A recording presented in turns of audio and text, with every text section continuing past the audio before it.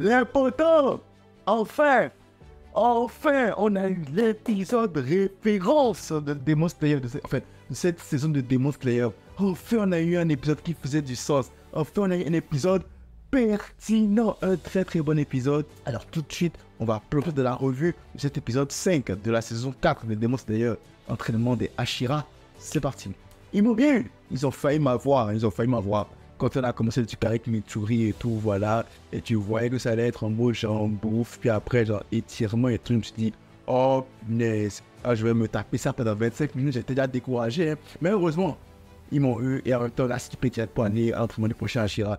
D'ailleurs, le truc d'étirement, là, franchement, je comprends leur douleur. Moi, même moi qui suis là, j'arrive pas à m'étirer, je suis genre une tapette en étirement. Et donc, quand j'ai vu en fait comment elle étirait les gars, et d'ailleurs, c'est quoi cette délire de s'habiller en tutu, man? C'était quoi cette délire là? Mais bon, bref, en tout cas, heureusement, c'est vite passé. Et direct, on est arrivé à l'entraînement avec Iguro.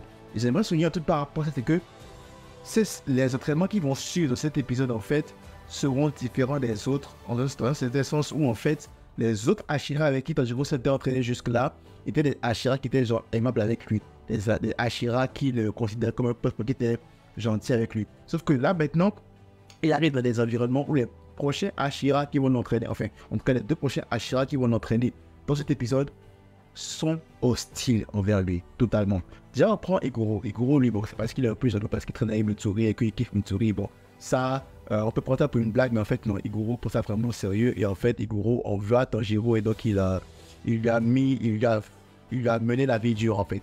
Et donc là, donc l'entraînement de Iguro était quand même sympa. Et j'ai bien aimé en fait que ce ne soit pas genre éteigné sur l'épisode. L'entraînement était de bonne durée en fait sur la gestion de l'épisode, je veux dire.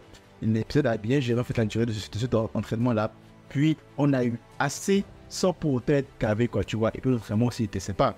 On va se dire, c'est le véritable entraînement pertinent en fait. Genre un entraînement où il faut qu'il arrive à être précis en frappant entre les gars qui sont attachés là.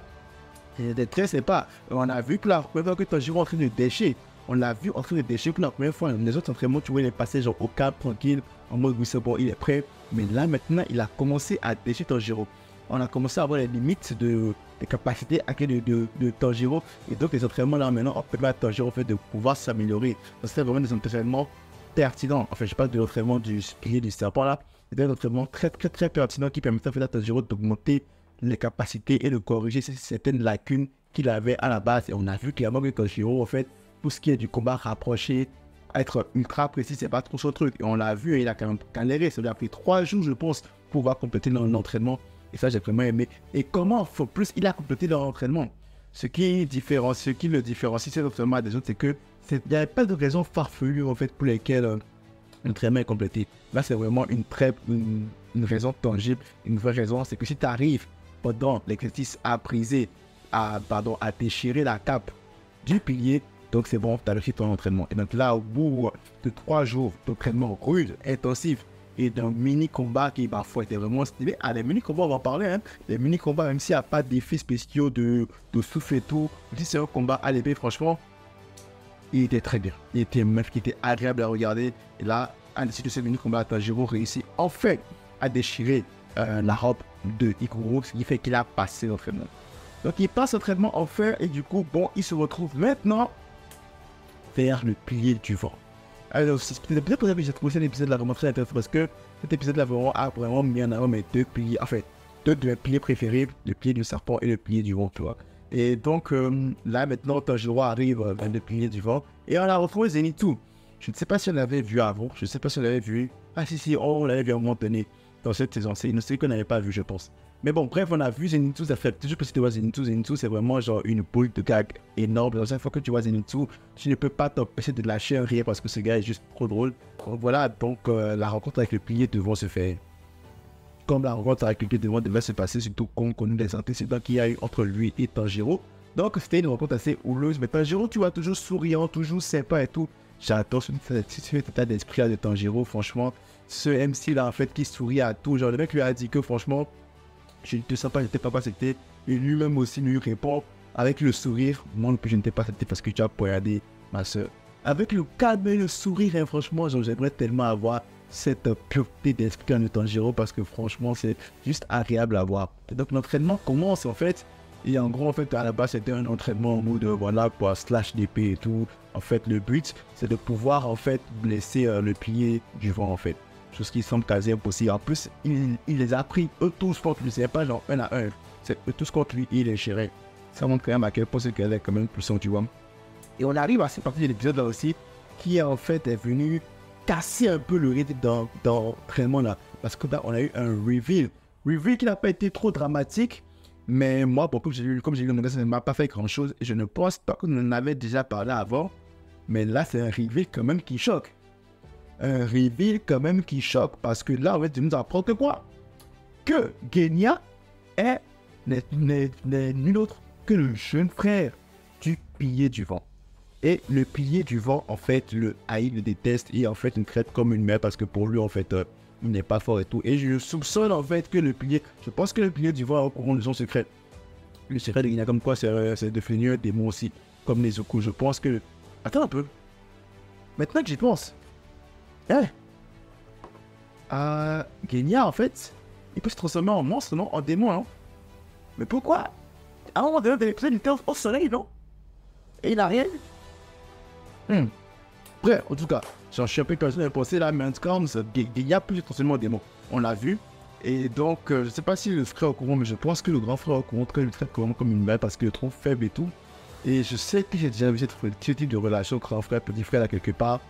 C'est juste que bon, je peux pas donner un exemple là maintenant. Vous avez une série sur YouTube, GX peut-être, en tout cas c'est ce qui me vient à l'esprit. Bon, après, ceux qui connaissent le délire là, le grand frère en fait, qui est ultra puissant, ultra OP, ultra bien, et qui minimise un peu son petit frère parce que son petit frère n'a pas le même niveau, la même carrosserie, ni la même prestance que lui. Bon, tu vois le délire un peu, c'était un peu comme ça la dynamique de leur relation. Et là, si ça ne suffisait pas, le gars lui lâche une bombe.